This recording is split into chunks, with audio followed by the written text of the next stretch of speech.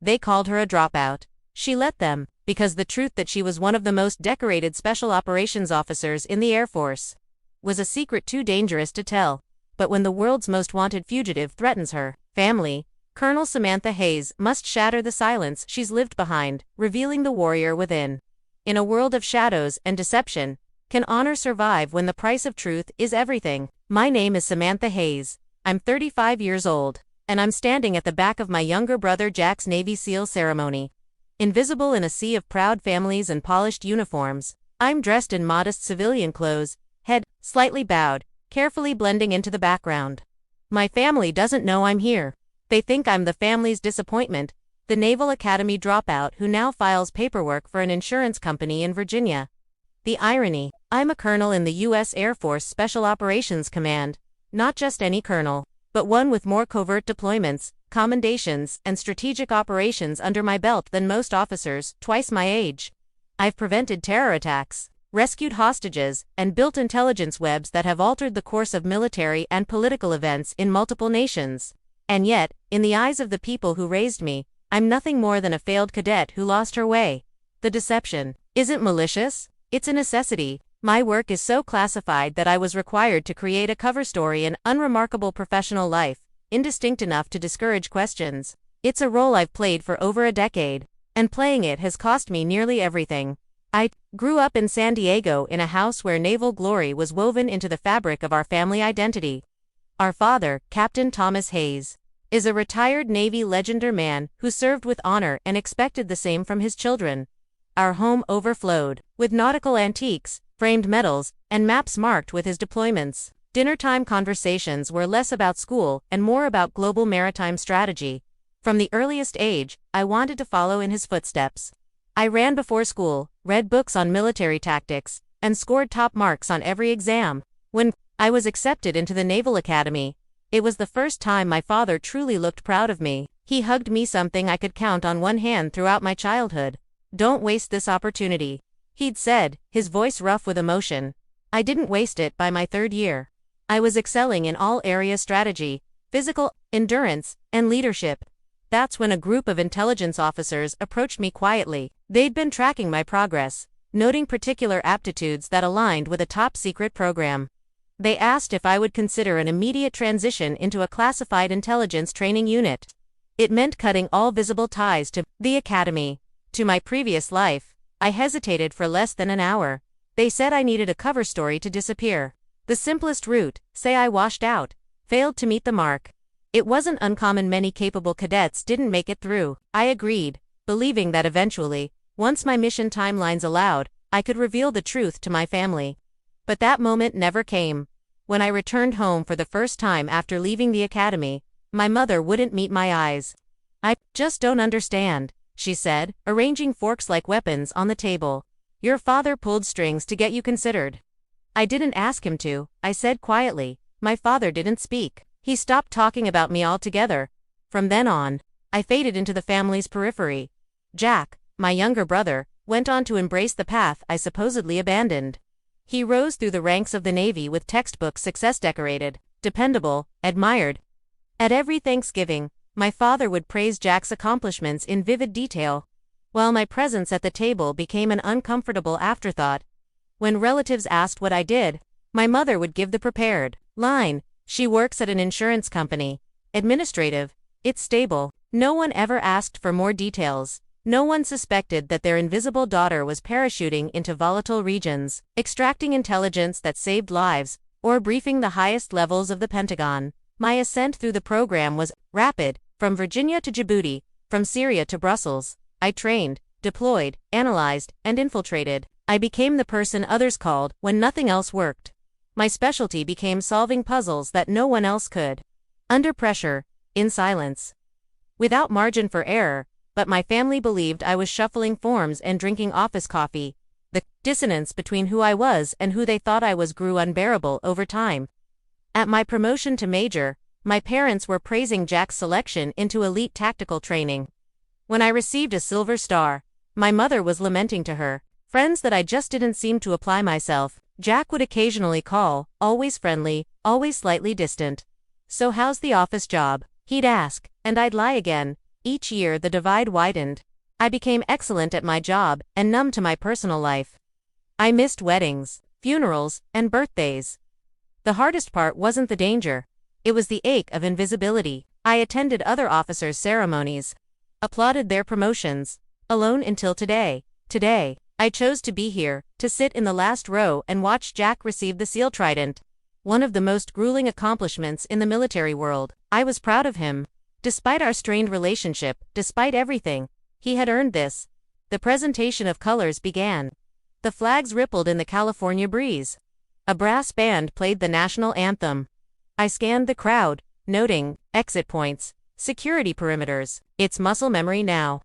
The situational awareness of someone who's seen too much to relax. Then I saw him, Rear Admiral Peter Wilson, seated on the dais, prepared to speak. My blood turned to ice. Admiral Wilson had worked with me on a joint intelligence operation in the Gulf. He's one of the few high-ranking officers who knows my full record and identity. If he recognized me here, like this too late, his eyes found mine. A flicker of confusion, recognition, then clarity. I dipped my head, lowering my gaze, hoping he'd understand the silent plea. Don't say anything. He gave the subtlest nod. And yet, as Jack's name was called and he stepped forward to accept his SEAL Trident, a sense of inevitability crept over me. My life compartmentalized into perfect, watertight boxers was about to crack open. I didn't know how. Not yet, but I felt something was coming. The drive back from Jack's Navy SEAL ceremony was quiet. Yet inside Samantha Hayes, the world was thundering. The tension that had defined every family interaction for over a decade had just been obliterated in less than 5 minutes by a single word. Spoken publicly by Admiral Wilson, Colonel. The look on her father's face as the truth began to reshape. Everything he thought he knew still replayed in her mind like a high-definition memory loop. There had been no time for a controlled reveal. No careful, step-by-step walk through her history. Just the blunt exposure of the truth in full uniform and sharp salute. With a room full of witnesses. Now, Samantha was left to assess the aftermath.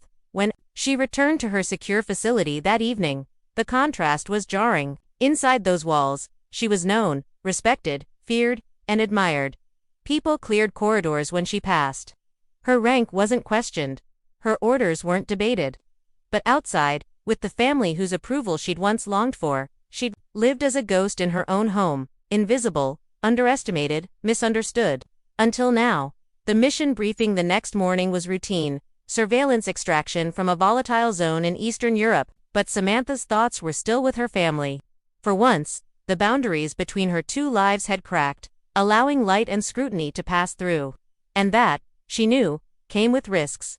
Her commanding officer, General O'Malley, noticed her distraction. You did the right thing, he said after the briefing. You didn't compromise any operational integrity. If anything, Admiral Wilson's slip might have just bought you the freedom to stop living in a split reality. I never wanted to live that way, Samantha replied. But I had to.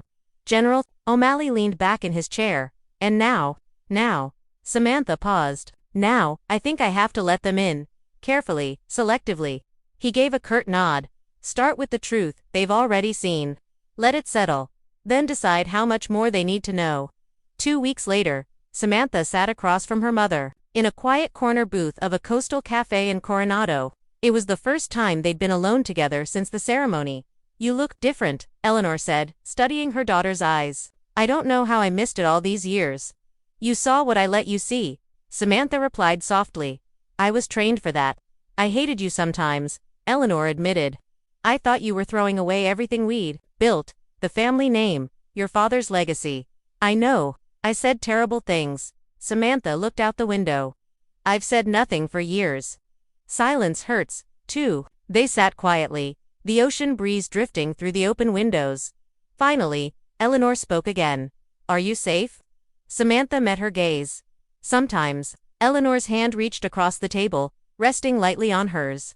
Then I'll learn to be proud in silence, if that's what your work demands. By midsummer, Samantha had been cleared for a stateside training initiative, a 6-week classified program, assisting in the development of next-generation field intelligence tools. It gave her an unprecedented period with her family without operational disruptions. Her father remained the most cautious of the trio. A man used to certainty, doctrine, and hierarchy. He struggled with the ambiguity of Samantha's world. But he tried, and for her, that was enough. Their first real conversation came on the back porch during a July thunderstorm. "I read up on Air Force Special Operations," he said gruffly, handing her a cup of black coffee. "Not exactly a cakewalk." Samantha smirked. Neither was Bud S. He gave a small, reluctant chuckle. "Fair. Jack told me you started keeping a file on me," she said, half joking. He shrugged. "What father doesn't? You kept one when you thought I was working in insurance." He didn't answer directly. A man prepares for all eventualities. They sat for a while, listening to rain batter the deck. "I'm sorry," he said at last. Samantha turned to look at him. "For what?" "For not trusting. You had your reasons." "I should have known better." Her voice was calm. "Even you trusted Jack. I trusted what I could see." "That's the thing about intelligence," she said. "You have to believe in what's unseen. Otherwise, you miss the real threats." He nodded slowly. "And the real heroes." As weeks turned to months, her relationship with Jack deepened in a way Samantha hadn't believed possible. Their careers, though vastly different in theater and nature, overlapped in their sense of purpose. One night over drinks, Jack finally asked the question Samantha had been expecting. "Have you ever lost someone close on a mission?" She nodded. "More than once, and you can't talk about them. Not in ways that make them feel real." Again, he was silent for a while, processing. "Must be hard carrying that alone." "I carry it with the team," she said. "And sometimes in quiet places, like this." They raised their glasses. "Two ghosts," Jack said. "Two ghosts," she echoed. But shadows have long memories, and Samantha's revelations didn't go unnoticed beyond her family. An international threat she had once helped dismantle was re-emerging, this time with names. And one of those names knew hers. Late one evening, her secure line rang, an emergency alert. She was being recalled. As she prepared to leave, Jack met her in the driveway. "Back to the shadows," she gave a small nod. "Always. Do you want me to come?" "It's not your op, Jack, but it's your life." Samantha glanced at him, a flicker of vulnerability crossing her face. "Exactly." She stepped into the armored transport waiting at the curb. The tension of old battles and new threats pressing against her chest. She had told them who she was. But soon, the world, or at least a very dangerous part of it, would remember as well. The days following Samantha Hayes' abrupt redeployment were a stark return to the rhythm of shadows. Gone were the cautiously warm family dinners, the tentative restoration of old bonds. Instead, she was back in the cockpit of secrecy classified comms, encrypted files, early morning satellite feeds. And this time, something felt different. The intelligence was vague, but the message was clear. A ghost from a past op was resurfacing. One that hadn't just gone dark, it had gone personal. Her mission was embedded in the Balkans. In a region where civil infrastructure barely masked the criminal undercurrents that powered an international trafficking network. Years earlier, Samantha's team had dismantled part of this operation, including the man responsible for coordinating overseas transfers, Ivan Marko Dragovic, a Serbian intelligence officer turned war criminal. Dragovic had been presumed killed in a drone strike, presumed now. Chatter from an intercepted Russian source indicated otherwise. More disturbingly, one of the flagged audio files mentioned Hayes by name. "They know who I am," she said flatly at the briefing in an underground NATO safehouse in Sarajevo. Major Ramirez, her logistics lead, leaned forward. "They've always known someone was pulling strings, but if they're using your name, they're getting bold." Samantha studied the map. "It's not just about revenge. It's leverage. Dragovic thinks if he rattles me, I'll make a mistake. Will you?" Ramirez asked. She looked up, steel returning to her eyes. "No." The recon team went dark for 48 hours. On the third day, Samantha herself went into the field. Dressed as a war journalist and using forged credentials, she navigated, bombed out alleys and bribed militia contacts. Until she reached a makeshift cafe wired for surveillance. Her heart thudded as the contact approached. A young woman named Nika, a double agent who'd once owed Samantha her life. "He's alive," Nika whispered, sliding a flash drive into Samantha's coffee cup. "And he's planning something. Not just revenge, a message." "What kind of message?" "Public. Global. And he wants your family to hear it." Back in the safe house, Samantha's blood turned to ice as she reviewed the contents of the drive. Photos of her parents, Jack in his SEAL dress uniform. Satellite images of the 4th of July barbecue, taken from a drone. Jesus, Ramirez muttered. They're targeting your family. No, Samantha said coldly. They're using them as bait. Back in the U.S., the Hayes household remained oblivious to the looming threat. Jack was on rotation at Coronado. Eleanor had resumed volunteer work with the Navy Wives Association. Captain Hayes was enjoying semi-retirement, his only routine disruption being his obsession with rebuilding a 1960s sailboat. Then, the package arrived, no return address. Inside, a military medal, blood-stained, and a handwritten note in Cyrillic. Eleanor took it straight to Jack, who immediately contacted military command. They alerted Samantha by then. She was already en route. Back in Southern California, a full protective detail was quietly assigned to the Hayes family, but Samantha knew Dragovic wasn't sending a threat. He was sending an invitation. She stood at the edge of her parents' living room, watching as they processed the truth not about her career, but about the danger it now posed to them. I told you some things would stay classified, Samantha said. Her father, unusually pale, nodded. We can't help you, can we? No, but you can listen to everything I say now. No improvisations. No heroic gestures. Jack entered. And what about me? She shook her head. Especially not you. The next 48 hours blurred. Encrypted briefings.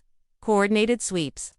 The slow realization that Dragovic was in country, a hidden base in the Sierra Nevada mountains, was identified. A suspected safe house for the network. Samantha led the team herself. The night op was surgical. Blacked-out helicopters. Infrared targeting, lethal precision. Inside the compound, the walls were covered in newspaper clippings, all of Samantha. Declassified photos. Her promotion, her family. And in the center, a live feed. Her parents' backyard. Dragovic was still one step ahead. They evacuated the Hayes home before dawn. Samantha remained behind. The bait now aware of its purpose. Jack called from the secure location. I should be out there with you. No, she said, eyeing the red dot movement on her scope. You should be alive. He was silent. Then, finish it, she cut the line. The trap sprang at 3:42 a.m. A small team breached the perimeter, expecting to catch Samantha alone. Instead, they were met with a kill zone orchestrated by one of the most efficient minds in modern military intelligence. 3 dead, 2 captured, 1 missing. Gone again. But he left a message carved into the arm of one of the captured men. The storm is just beginning. Samantha stood over the unconscious body, her jaw set, her mind already preparing for the next move. This wasn't over, it had barely begun. 4 weeks, Dragovic disappeared like smoke through a sieve. International agencies scrambled to trace his coordinates, but every lead evaporated just as it appeared. Samantha Hayes, now Brigadier General, found herself once again slipping into the rhythm of unsolvable puzzles and unyielding threats. But this time, it was personal. Too personal. She wasn't chasing Dragovic for national security alone. She was chasing him because he had crossed an invisible line. He had made her family part of the battlefield. The Office of Special Reconnaissance in D.C. buzzed with tension. Samantha paced before a projection wall. Photos, locations, data points, and snippets of intercepted chatter plastered the screen like shards of glass. Ramirez entered, clutching a redacted field report. We got something. Albania, a dockyard transfer, Dragovic's signature all over it. Human cargo, weapons, and this. He handed her a blurry image from CCTV, a man with Dragovic's frame boarding a yacht. Samantha didn't blink. Prep, the team. We move at 0400. There's a catch, Ramirez warned. Interpol's already botched a sting there. Local authorities are compromised. If we go in, we go completely off books. Then we do it the way we always have, she said, quietly, precisely, and with zero room for error. The extraction point was a decaying harbor under stormy skies. Samantha, clad in field gear, crouched on a rooftop as thunder growled over the Adriatic Sea. Through her scope, she watched crates being loaded into a freighter. The yacht was moored adjacent. This is it, Ramirez said in her earpiece. No, heat signatures on the yacht's bridge. Looks like he's moving soon. Samantha exhaled. Go. They descended like shadows. The firefight was swift, brutal. Her team swept the deck, neutralizing threats with clinical precision. But as she kicked open the yacht's main cabin door, it was empty. No Dragovic, just a wall of surveillance monitors. One of them showed Jack. Not live, but from earlier that week. Leaving the secure compound, another showed her mother. Grocery shopping. A third, her father on the sailboat. They've been tracking them even now, she murmured on the table beneath. The monitors, a laptop blinked to life. A recorded message played. Colonel Hayes, Dragovic's gravelly voice echoed. You hunt ghosts. But ghosts don't fear fire, they feed it. You chose a path that walks between light and shadow. Let me show you what the darkness truly looks like. A final image flashed. An airstrip, coordinates, a date. 3 days. From now. Samantha stood still. He's not running. He's staging a finale. The coordinates led to an abandoned Soviet airbase in central Ukraine, deep in contested territory. The political consequences of an unauthorized American operation were massive. She presented the data to her superiors. The room went still. You want to engage on foreign soil, in a volatile zone, without official backing? One general asked. Yes, she said calmly. Silence, then a nod from the Joint Chiefs liaison. Then go win the war. No one knows we're fighting. Samantha's team deployed with zero margin for error.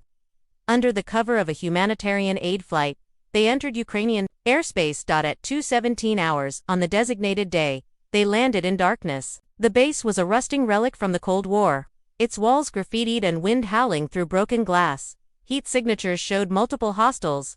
Drones circled above. Trap, Ramirez whispered. I know, Samantha replied, but he doesn't know how many teeth we brought. They moved. What followed was chaos honed into choreography, bullets, smoke, flashes of light. Samantha moved through it all with terrifying grace until she reached the control tower. Dragovic waited, older, thinner but still venomous. You should have stayed in the shadows, Colonel. Samantha raised her weapon. And you should have stayed dead. You won't shoot me. Not with all the secrets I carry. Try me. He lunged and she fired. 2 shots. Dragovic collapsed, alive, but bleeding out. She approached as medics stormed in. Secure him, she ordered. We're not done. His final words before blacking out. They'll come after you. The ones who made me. This doesn't end with me. Back in D.C., Samantha debriefed before a classified panel. Her operation had prevented an international incident. The trafficking ring had been exposed. Dragovic was in custody. She received her 2nd star. Major General, but victory felt complicated. Weeks later, back in San Diego, she sat with her father on the sailboat. He handed her a worn compass. I carried this through the Gulf. It's yours now. She looked at him. Still think I chose the wrong branch? He smiled. I think you became something I never imagined. And everything I ever hoped. She looked out at the sea, calm, wide, unknown. She had faced ghosts, protected her blood. Exposed truths buried in silence, and somewhere, beyond the classified files and unspoken battles, she had found something like peace. The silence of valor had not broken her. It had defined her.